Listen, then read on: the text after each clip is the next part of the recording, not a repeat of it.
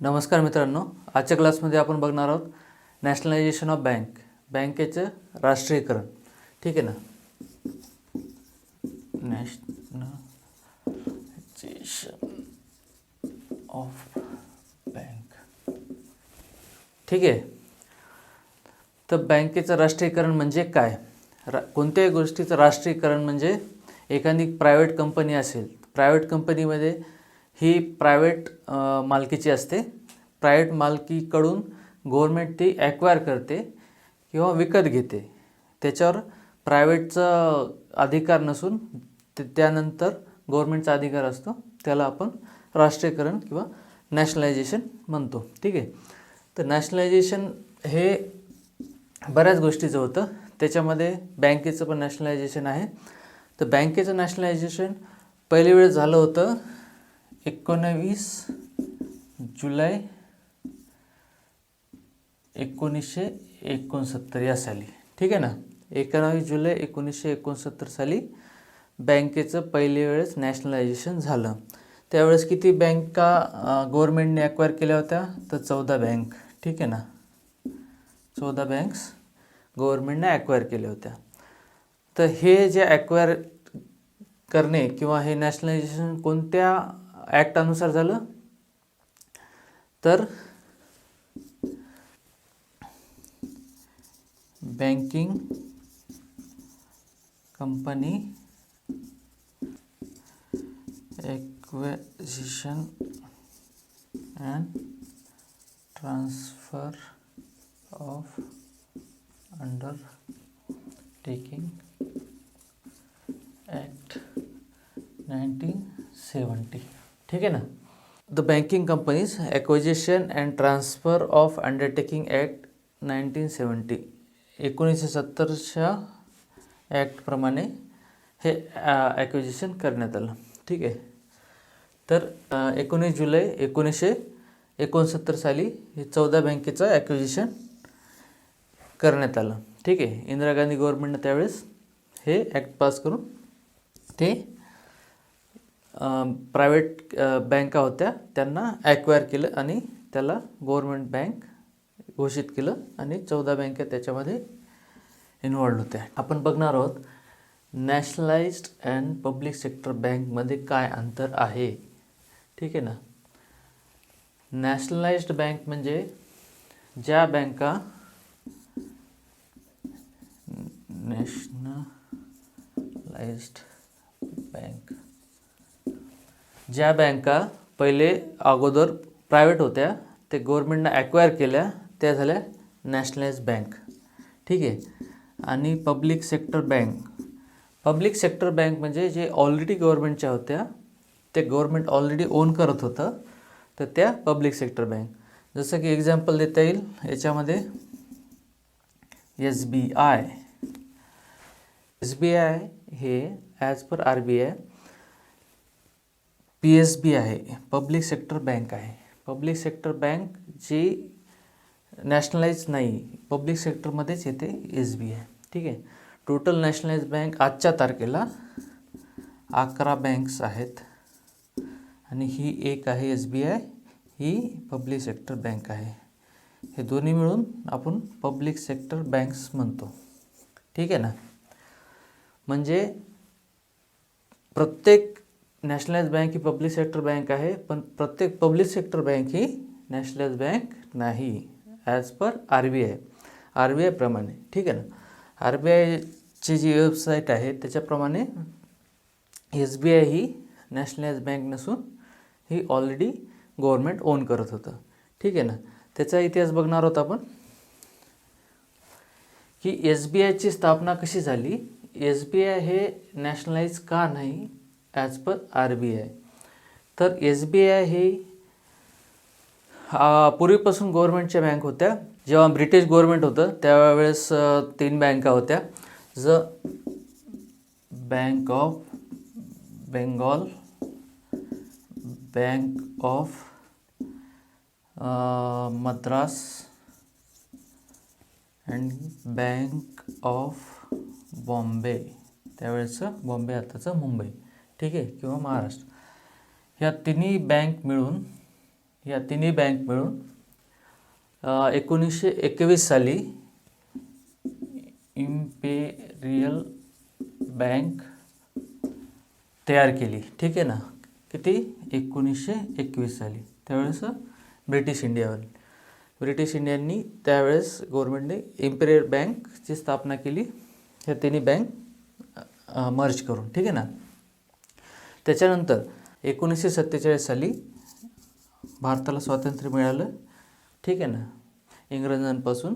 तर इम्पेरियल बँकचं नाव चेंज करून त्यावेळेस SBI केलं. हे 1955ला. इम्पेरियल बँकला 55ला SBI हे नाव दिलं. आणि याप्रमाणे SBI ही स्वतःला नॅशनलाइज बँक म्हणते की नॅशनलायझेशन 1955ला झालं. पण ॲज पर RBI गाईडलाईन, RBIच्या वेबसाईटप्रमाणे SBI ही पब्लिक सेक्टर बँक आहे, नॅशनलाइज बँक नाही. ठीक आहे ना. 60% शेअर हे RBIकडे होते. कोणाचे? SBIचे. 60% शेअर हे SBIचे RBIकडे होते, जी की गव्हर्नमेंटच बँक आहे. RBI ही गव्हर्नमेंट बँकच आहे. तरी पण RBIने ते 60% शेअर हे गव्हर्नमेंटला ट्रान्सफर केले. कुठं? गव्हर्नमेंटला ट्रान्सफर केले हे 1955 साली. ठीक आहे. त्यामुळे इथं म्हणणं आलं की SBIचं की हे गव्हर्नमेंटला शेअर गेली म्हणजे हे यावेळेचं नॅशनलायझेशन झालं. ठीक आहे, 1955 साली. ठीक आहे. पहिलं नॅशनलायझेशन बघणार आहोत. त्याच्यामध्ये कोणकोणत्या बँक नॅशनलाइज झाल्या. ठीक आहे ना. फर्स्ट नॅशनलायझेशन हे झालं 19 जुलै 1969. ठीक आहे. याच्यामध्ये कोणकोणत्या बँक नॅशनलाइज झाल्या? 14 बँका होत्या. 14 बँक्स, 14 बँका होत्या त्याच्यात. ठीक आहे. आपण ह्याच्या अल्फाबेटिकली जाणार आहोत जेणेकरून लक्षात राहील. ठीक आहे. अलाहाबाद बँक. ठीक आहे ना. Bank of Baroda. त्याच्यानंतर bank of India, bank of Maharashtra. ठीक आहे. त्याच्यानंतर कॅनरा बँक. ठीक आहे. त्याच्यानंतर सेंट्रल बँक. ठीक आहे ना, झाले. त्याच्यानंतर 7 Dena bank,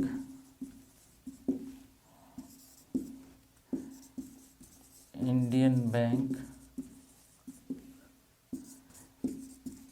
Indian overseas bank, Punjab national bank, syndicate bank, union bank, UCO bank. ठीक आहे. शेवटची युनायटेड बँक ऑफ इंडिया. ठीक आहे. अशा प्रकारे 14 बँक नॅशनलाइज झाल्या त्यावेळेस. तर त्यावेळेस ह्या 14 बँका प्रायव्हेटकडून गव्हर्नमेंटकडे आल्या. ॲक्विजिशन बँकेचं हे गव्हर्नमेंटनं ॲक्वायर केल्या ह्या 14 बँका. ठीक आहे ना. याची सेपरेट लिस्ट मी बाजूला देईल. 14 बँकानंतर दुसरं नॅशनलायझेशन होतं, जे की second nationalisation of bank.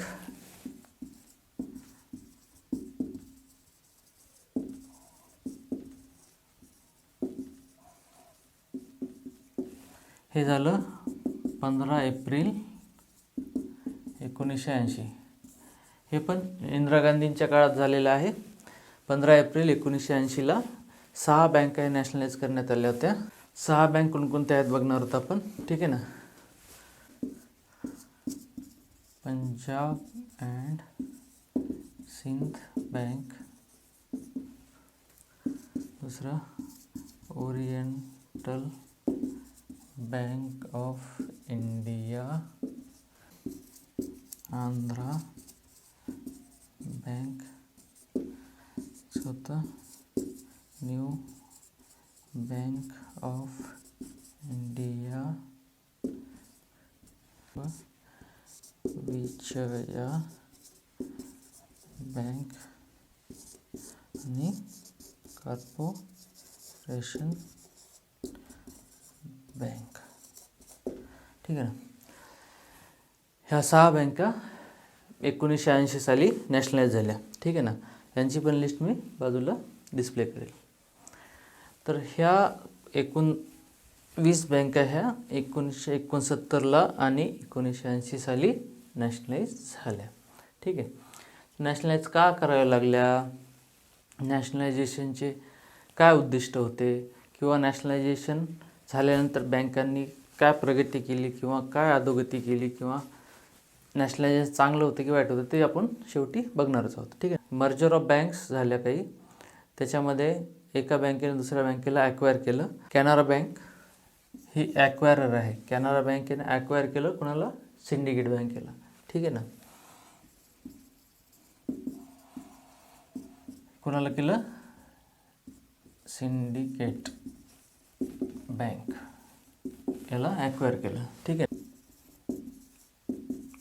Baroda यांनी विजया बँक आणि देना बँक यांना ॲक्वायर केलं. PNBने, पंजाब नॅशनल बँकेने oriental bank of India, oriental bank आणि युनायटेड बँक ऑफ इंडिया या दोघांना ॲक्वायर केलं, ठीक आहे. इंडियन बँकने, इंडियन बँक अलाहाबाद बँकेला ॲक्वायर केलं, अलाहाबाद बँक, ठीक आहे. SBIने 6 बँका जवळपास ॲक्वायर केल्या, ठीक आहे ना. State bank of Travancore, state bank Mysore, state bank of Hyderabad, ठीक आहे. State bank of Patiala, state bank of Jaipur and Bikaner, भारतीय महिला बँक, ठीक आहे ना. SBIने ॲक्वायर केली. State bank of Travancore, state bank Mysore, bank of Hyderabad, state bank of Patiala, state bank of Jaipur and Bikaner आणि भारतीय महिला बँक या 6 बँकेला SBIनं ॲक्वायर केलं स्टेट बँक ऑफ इंडियाने, ठीक आहे ना. आपण बघणार आहोत आता आजच्या तारखेला नॅशनलाइज बँक किती आहेत आणि पब्लिक सेक्टर बँक किती आहेत, ठीक आहे ना. मी सांगितल्याप्रमाणे प्रत्येक नॅशनलाइज बँक ही पब्लिक सेक्टर बँक आहे, पण एक आपल्याकडे अशी बँक आहे जी पब्लिक सेक्टर आहे, जी नॅशनलाइज नाही आहे, ॲज पर RBI, ठीक आहे ना. ॲज पर RBI हे लक्षात ठेवायचं, कारण RBI हे मान्य करत नाही की SBI ही नॅशनलाइज बँक आहे, ठीक आहे. नॅशनलाइज्ड बँक आहेत, ठीक आहे ना. त्या कोणत्या सध्या Canara bank, Indian bank,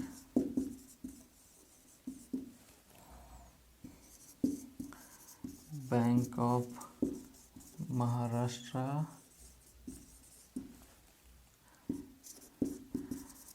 bank of Baroda, bank of India, Indian overseas bank, Punjab national bank, Punjab and Sind bank, UCO bank, central bank of India, union bank of India. ठीक आहे ना.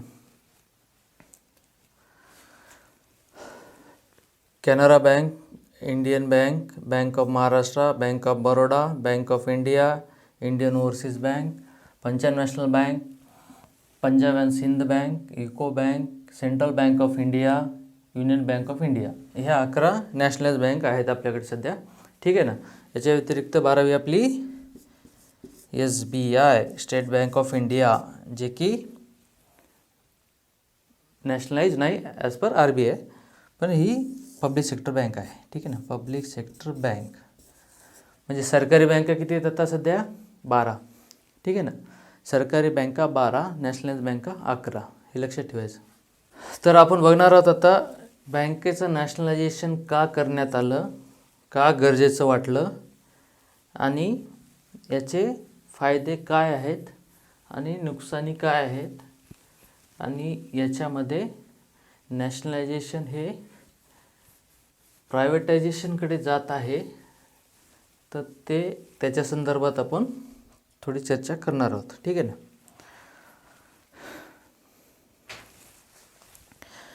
ठीक आहे. जसं की आपण बघितलं आता. ठीक आहे. नॅशनलायझेशन ऑफ बँक या टॉपिकवर आपण आज पूर्ण चॅप्टर घेतला. त्यावेळेस 1969ला जे नॅशनलायझेशन झालं, ठीक आहे, त्यावेळेस इंदिरा गांधीच्या गव्हर्नमेंटला वाटलं की नॅशनलायझेशन करायला पाहिजे. त्याचे कारणं की जे पण तळागाळातले जे लोक होते त्यांच्याकडे बँकिंग पोहोचत नव्हती, किंवा ते प्रायव्हेट फायनान्स असेल, सावकार व्यवस्था असेल त्यावेळेच्या सावकारांकडून कर्ज घ्यायचे, आणि अवाढव्य त्यावेळेचं व्याजदर असायचं. ते व्याजावर इतकं बर्डन यायचं त्यांचं की ते लोक फेडू शकत नव्हते, आणि सावकाराचा त्रास हा सामान्य वर्गाला व्हायचा. तर त्यावेळेस नॅशनलायझेशन करण्याचा उद्देश हा होता की पूर्ण बँकिंग सेक्टर हे सरकारच्या आधिपत्याखाली यायला पाहिजे. तर त्या गव्हर्मेंटला नॅशनलायझेशन करून ते पर्टिक्युलर बँकेला एक रेग्युलराईज करायचं होतं. त्या दृष्टिकोनातून पण हे नॅशनलायझेशन करण्यात आलं होतं. ठीक आहे. त्याच्यानंतर नॅशनलायझेशनचे फायदे असे झाले, तुम्ही बघा, नॅशनलायझेशन झाल्यानंतर जेवढा पण बँका सरकारी झाल्या, सरकारी बँकेमध्ये जे पण कामकाज होते, गव्हर्मेंटच्या स्कीम लागू होतात. गव्हर्मेंटच्या स्कीम गव्हर्मेंट बँके थ्रूच लागू करतात. 90% तरी स्कीम गव्हर्मेंट बँके थ्रूच हे पब्लिकपर्यंत जातात. ठीक आहे. तर नॅशनलायझेशनचा फायदा असा असतो की आता आपण मागे जनधन योजना आली होती 2014 साली. 2014 साली जनधन योजना अंतर्गत लाखो अकाउंट्स ओपन झाले. लाखो अकाउंट्सपैकी 90% अकाउंट्स हे नॅशनलाइज बँकेनंच ओपन केले, आणि नॅशनलाइज बँकेनंच त्यांना सर्व्हिस प्रोव्हाइड करण्याचं जिम्मेदारी घेतली होती. ठीक आहे ना. तर हे गव्हर्मेंटची स्कीम होती. जर नॅशनलाइज बँका नसत्या तर प्रायव्हेट बँका ह्या इतक्या लार्ज स्केलवर हे गव्हर्मेंटची स्कीम राबवू शकले नसते, असं माझं मत आहे. तर एकंदरीत जे पण गव्हर्मेंटच्या स्कीम असतात, प्रायोरिटी सेक्टर लेंडिंग असते, ॲग्रिकल्चर फायनान्स असतो, जे की प्रायोरिटी सेक्टरमध्ये येतात, आणि प्रायोरिटी सेक्टरमध्ये जे फोकस करण्याचं काम असते नॅशनलाइज बँका करतात. ठीक आहे ना. प्रायव्हेट बँका काय करतात? प्रायव्हेट बँकेमध्ये मॅक्सिमम हे त्यांचं इन्कम अर्न करण्याचा उद्दिष्ट असतो, आणि इन्कम अर्न हे कुठून होतो? जिथं कस्टमर बेस चांगला आहे, कस्टमर बेस जास्त आहे, प्राईम लोकेशनवर ब्रँच ओपन करणे, प्राईम लोकेशनचे कस्टमर घेणे, किंवा प्राईम कस्टमर्सला सर्व्हिस देणे, हे एक प्रकारचं उद्दिष्ट झालेलं आहे प्रायव्हेट बँकेचं. पण नॅशनलाइज बँकेमध्ये सर्व तळागाळाच्या लोकांपर्यंत बँकिंग पोहोचावी हे गव्हर्नमेंटचं पण उद्दिष्ट असतं आणि RBIचे पण गाईडलाईन हेच सांगतात की नॅशनल बँकेंनी रुरल सर्व्हिस, ग्रामीण भागात सर्व्हिस द्यायलाच पाहिजे आणि सर्व तळागाळातल्या माणसापर्यंत बँकिंग ही पोहोचली पाहिजे. Direct benefit transfer DBT, direct benefit transfer हे ज्यांना बेनिफिट मिळणार आहे त्यांच्या अकाउंटला डायरेक्ट पोहोचल्या गेलं. ते कसं, नो फ्रिल अकाउंट पण ओपन करता येतं. नो फ्रिल अकाउंटमध्ये 0 बॅलन्सवर अकाउंट ओपन होतं आणि ते डायरेक्ट आधार कार्डला लिंक असतं. त्या आधारला लिंक असल्यामुळे ते डायरेक्ट थंबवर आपण कॅश विड्रॉल करू शकता. तर हे उद्दिष्ट बँकेचं हेच होतं की त्याच्यामध्ये तळागाळातल्या माणसाला चांगली सर्व्हिस आणि कुठे पण सर्व्हिस मिळावी. ठीक आहे ना. ग्रामीण क्षेत्रात पण गेलं तर तुम्हाला हे सुविधा सहजपणे मिळून जाते. ठीक आहे. तर या दृष्टिकोनातून प्रायव्हेट बँक ह्या त्या तळागाळापर्यंत जाऊ शकत नव्हत्या आणि हेच उद्दिष्ट आहे गव्हर्नमेंटचं पण आणि RBIचं. बँकिंग हे सर्वांपर्यंत पोचली पाहिजे. नॅशनल बँका प्रायव्हेट केल्यानंतर जे ॲग्रिकल्चर फायनान्स आहे, प्रायोरिटी सेक्टर फायनान्स आहे, ते फायनान्सवर फरक पडणार. कारण तुम्ही ॲग्रिकल्चरिस्ट बघा, एक शेतकरी वर्ग सहजरित्या सरकारी बँकेत जाऊन पीक कर्जाला अप्लाय करू शकतो किंवा दुसऱ्या कर्जाला कोणत्या पण ॲग्रिकल्चरशी निगडीत त्यांना अप्लाय करू शकतो आणि ते एक लिमिट असते बँकेंना की ते द्यावं लागतं. त्याच्यावर रिस्ट्रिक्शन आणता येत नाहीत की बाबा आम्ही कर्ज देऊ शकत नाहीत असं सरकारी बँकांना म्हणता येत नाही. पण याच्याच उलट प्रायव्हेट बँकामध्ये असं स्पेसिफिक काही टार्गेट नसतात आणि स्पेसिफिक ते कोणत्या गव्हर्नमेंटच्या स्कीम लागू करत नाहीत किंवा रन करत नाहीत. तर ह्या पूर्ण गव्हर्नमेंटच्या scheme, priority sector lending, agriculture finance, लोकांच्या तळागाळापर्यंत जे DBT असतं, डायरेक्ट टू बेनिफिट ट्रान्सफर्स, हे सर्व नॅशनलाइज बँके थ्रू होत असतात. तर नॅशनलाइज बँका प्रायव्हेट करायचं की नाही हे गव्हर्नमेंटचं डिसिजन राहिलं.